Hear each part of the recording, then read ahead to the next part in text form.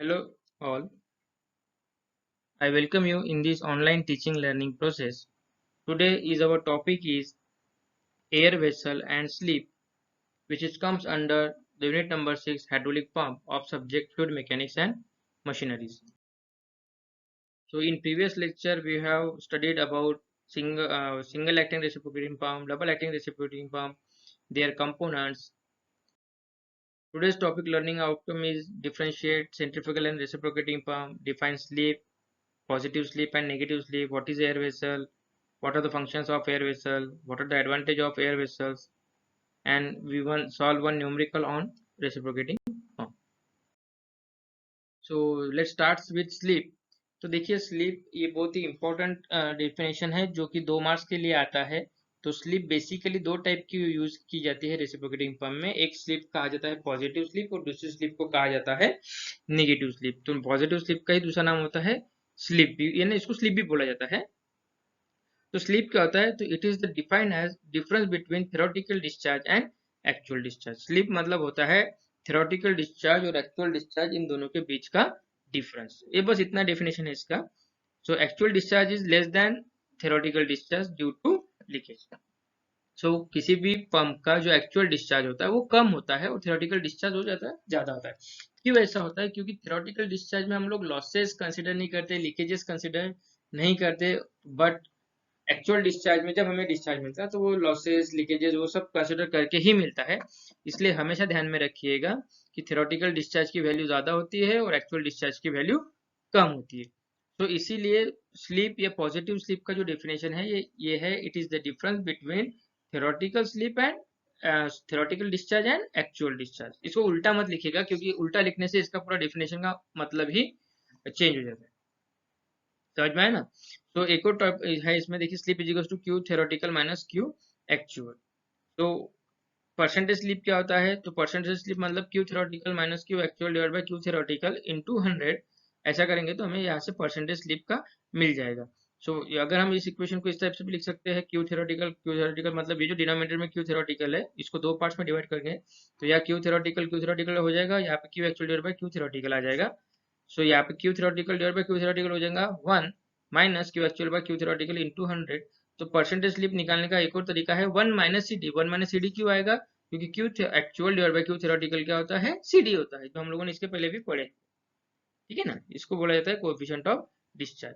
अब इसके बाद में जो नेक्स्ट टॉपिक है वो है हमारा निगेटिव स्लिप। निगेटिव स्लिप इतना याद रखिए कि it is the difference between, यानी जब भी Q actual is greater than Q theoretical then slip occur is known as negative slip. मतलब जब भी क्यू एक्चुअल ज्यादा होगा क्यू थ्योरेटिकल से तो जब स्लिप मिलेगा उस स्लिप को कहा जाएगा नेगेटिव स्लिप।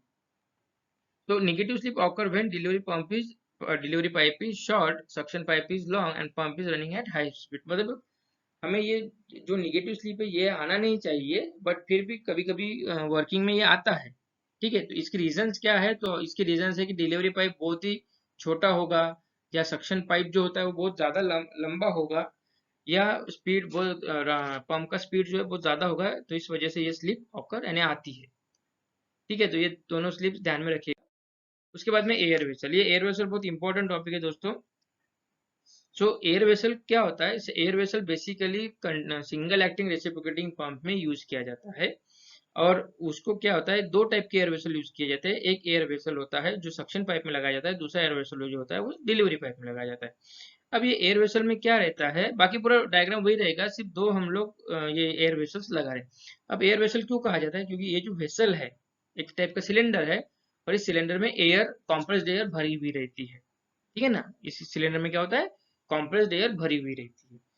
तो अभी ये जैसा अभी इनिशियल कंडीशन में क्या होगा कि ये एयर पूरा भरा हुआ है, डिलीवरी साइड में भी भरा हुआ है, डिलीवरी के एयर वेसल में भी भरा हुआ है, और सक्शन के एयर वेसल में भी भरा हुआ है। अब जैसा कि हम लोगों ने वर्किंग देखा तो वही वर्किंग रहेगा। इनर डेड सेंटर से आउटर डेड सेंटर तक जब पिस्टन जाता है तो देखिए क्या होता है कि जो क्रैंक है, क्रैंक मतलब जो ऐसा सर्कुलर शेप रहता है, और हमारा जो पिस्टन है वो देखिए जीरो, ये जीरो हो गया, ये 90 हो गया, ये 180 और ये 270 और ये 360, मतलब फिर से जीरो।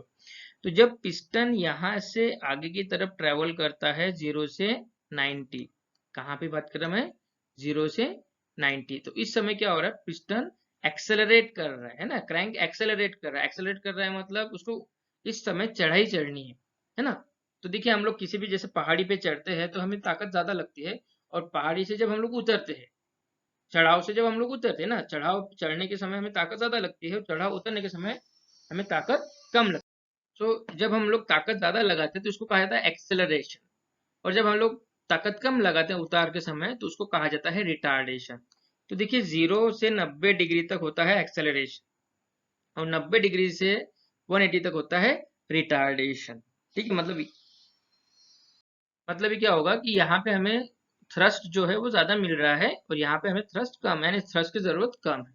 वैसे ही 180 से जब 270 की तरफ जा रहा है तो हमें यहाँ पे मिलेगा एक्सेलरेशन, और 270 से 360 की तरफ जब जाएंगे तो यहाँ पे मिलेगा हमको रिटार्डेशन। मतलब देखिए ये दो जगह पे हमें एक्सेलरेशन मिल रहा है, 0 से 90 और 180 से 270।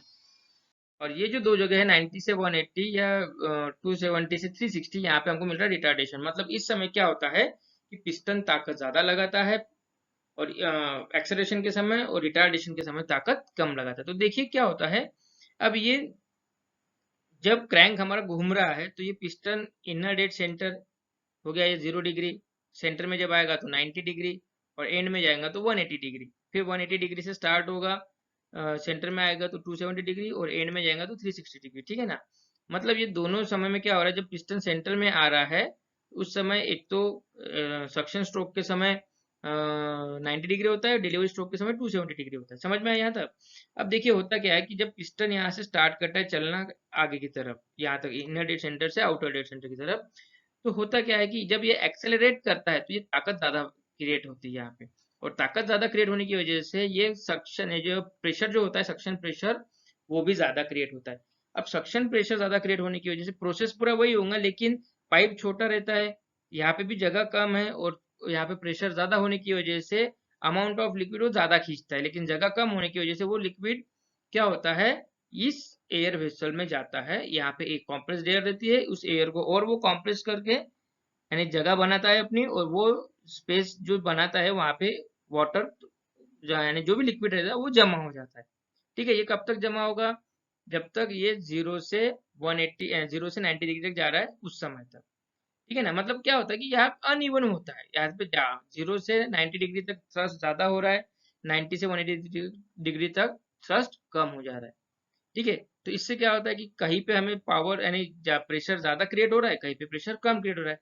तो उस वजह से क्या होता है कि लिक्विड जो आ रहा है पंप के अंदर सम से, वो कंटिन्यूअस नहीं होता है, नहीं वो कभी ज्यादा होता है कभी कम होता है। तो ये एयर वेसल का फंक्शन ही वो है कि जब लिक्विड ज्यादा अमाउंट में आता है तो वो ज्यादा अमाउंट का जो लिक्विड बचा हुआ रहता है, जितना अमाउंट लिक्विड इस सिलेंडर में जमा होगा उतना होगा, लेकिन जितना बचा हुआ अमाउंट है वो इस एयर को कंप्रेस करके यहाँ पे अपने स्पेस ऑक्युपाई कर लेगा।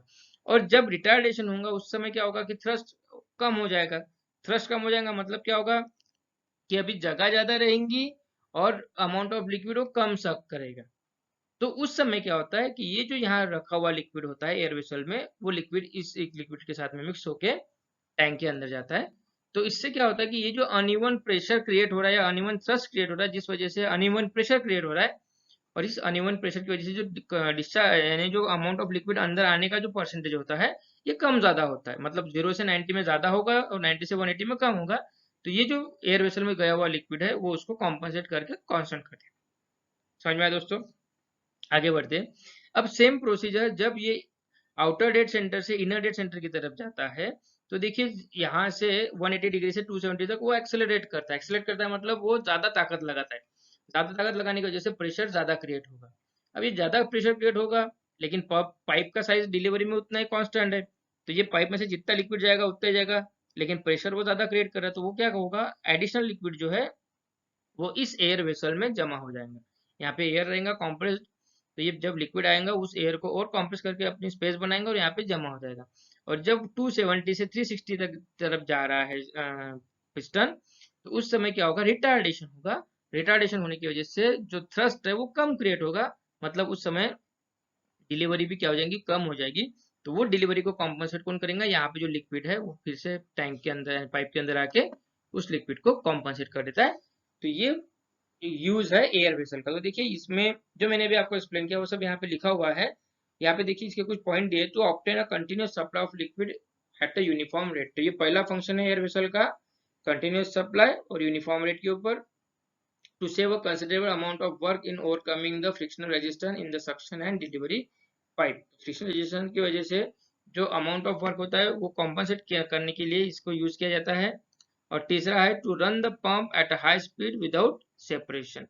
पंप को हाई स्पीड पर रन करने के काम में भी आता है। Basically air vessel double acting reciprocating pump में यूज नहीं करते, इसको सिंगल एक्टिंग रेसिप्रोकेटिंग पंप में ही यूज किया जाता है। तो होप करता हूँ कि आपको ये एयर वेसल का फंक्शन और टॉपिक समझ में आया होगा। उसके बाद comparison of centrifugal and reciprocating pump है। तो देखिए ये कभी कभी एग्जाम में आता है क्वेश्चन 4 मार्क्स के लिए, तो आपको कम से कम हाफ मार्क के लिए 1 पॉइंट पकड़ लीजिए, तो आपको 8 पॉइंट लिखना पड़ेगा। सिंपल सिंपल पॉइंट लिखना है इसमें। तो देखिए इसमें कैसा है, सेंट्रीफ्यूगल पंप में तो discharge is continuous and smooth, मतलब डिस्चार्ज कंटिन्यूस रहता है और स्मूथ रहता है। रेसिप्रोकेटिंग पंप में discharge is fluctuating and pulsating. जो मैंने आपको बताया सिंगल एक्टिंग में फ्लक्चुएटिंग डिस्चार्ज होता है, मतलब सफिशिएंट स्ट्रोक में डिस्चार्ज नहीं होगा, डिलीवरी स्ट्रोक में सिर्फ डिस्चार्ज होगा। ठीक है। सो दूसरा है it can handle large quantity of liquid. Reciprocating pump में it handle small quantity of liquid. Centrifugal में it can be use for lifting high viscous liquid. Reciprocating में it can be only use to lifting the pure water और less viscous liquid. तो जिस liquid की viscosity कम होती है, ज्यादा होती है, उसको लिफ्टिंग करने के लिए सेंट्रीफ्यूगल पंप का यूज किया जाता है, मतलब गाढ़े लिक्विड के लिए। और जो पतले लिक्विड होते हैं उसके लिए रेसिप्रोकेटिंग पंप का यूज किया जाता है। उसके बाद it is use for large discharge and small head, मतलब ज्यादा अमाउंट ऑफ लिक्विड और कम प्रेशर के लिए अगर सेंट्रीफ्यूगल पंप का यूज करता है। इसी के उल्टा कम डिस्चार्ज और हाई हेड के लिए रेसिप्रोकेटिंग पंप का यूज करता है। Cost is less as compare to reciprocating pump, मतलब सेंट्रीफ्यूगल पंप की कॉस्ट कम रहती है, रेसिप्रोकेटिंग पंप की कॉस्ट हाई रहती है। It's run in high speed and can be coupled to electric motor. Cost is less compare to reciprocating pump, cost is high compare to centrifugal pump. उसके बाद speed इसकी ज्यादा रहती है, speed इसकी कम रहती है। Less noise and low maintenance cost, मतलब नॉइज कम करता है, मेंटेनेंस कॉस्ट कम रहती है। Much noise and high maintenance cost, इसमें मेंटेनेंस ज्यादा होता है और नॉइज भी ज्यादा होता है। Smaller for area, so less noise and low maintenance cost, much noise and high maintenance cost, smaller floor area and low installation cost, मतलब इसमें एरिया जो लगता है वो कम लगता है और इंस्टॉलेशन कॉस्ट, इसको फिट करने के लिए कॉस्ट जो लगती है वो कम लगती है। रेसिप्रोकेटिंग पंप में लार्ज एरिया रहता है और इंस्टॉलेशन कॉस्ट भी ज़्यादा होती है। इफिशियंसी हाई रहती है सेंट्रीफ्यूगल पंप की, इफिशियंसी लो रहती है रेसिप्रोकेटिंग पंप की। तो ये सिंपल सिंपल कंसेप्ट है, आप इसको डिफरेंस अगर आता है तो लिख। तो अब एक न्यूमेरिकल देखेंगे हम लोग। न्यूमेरिकल में देखिए a cylinder bore diameter of single acting reciprocating pump is 150 mm and stroke is 300 mm, मतलब एक रेसिप्रोकेटिंग पंप है जिसका बोर डायमीटर 150 mm है और उसका स्ट्रोक लेंथ है 300 mm। The pump run at 50 rpm, मतलब पंप का जो आरपीएम है 50 है, and lift water through the height of 25 metre, और वो 25 मीटर तक पानी को लिफ्ट कर रहा है। The delivery pipe is 22 metre long and 100 mm in diameter. तो डिलीवरी पाइप जो है वो 22 मीटर लॉन्ग है और 100 mm उसका डायमीटर है। Find the theoretical discharge and theoretical power required to run the pump. हमें थ्योरेटिकल डिस्चार्ज निकालना है और थ्योरेटिकल पावर निकालना है पंप को रन करने के लिए।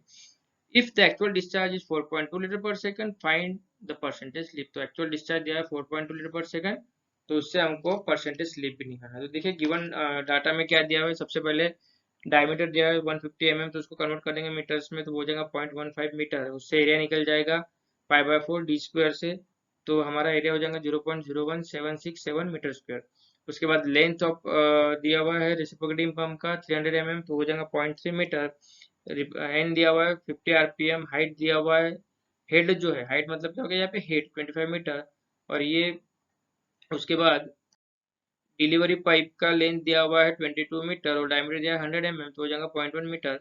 और क्यू एक्चुअल रहेगा 4.2 लीटर्स पर सेकंड, तो उसको मल्टीप्लाई करेंगे 10⁻³ तो ये हो जाएगा 0.0042 मीटर क्यूब पर सेकंड। ये सब गिवन डाटा है। फाइंड करना है हमको क्यू, फाइंड करना है हमको पी, और फाइंड करना है मतलब क्यू डिस्चार्ज, दूसरा पी मतलब पावर, और परसेंटेज स्लिप। तो सबसे पहले हम लोग फाइंड आउट करेंगे थ्योरेटिकल डिस्चार्ज। तो थ्योरेटिकल डिस्चार्ज का फॉर्मूला होता है A L N divided by 60। तो ए मतलब एरिया, एल मतलब लेंथ ऑफ स्ट्रोक एंड उसके बाद में एन मतलब आरपीएम। तो एरिया हम लोगों ने निकाल लिया है यहाँ से एरिया हम लोगों ने निकाल लिया है।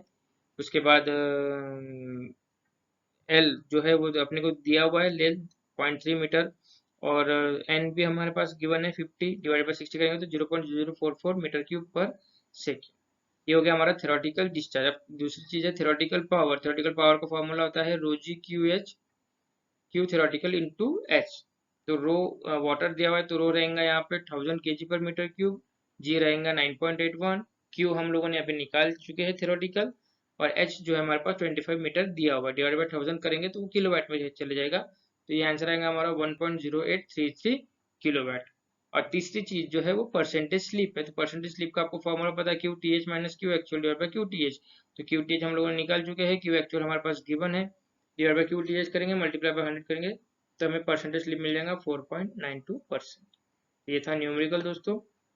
आगे बढ़ेंगे, ये कुछ इंपॉर्टेंट क्वेश्चंस है जो आपको एज असाइनमेंट सॉल्व करने हैं। यहाँ पे हम लोग स्टॉप कर रहे हैं। नेक्स्ट टॉपिक रहेगा हमारा indicator diagram. Thank you very much.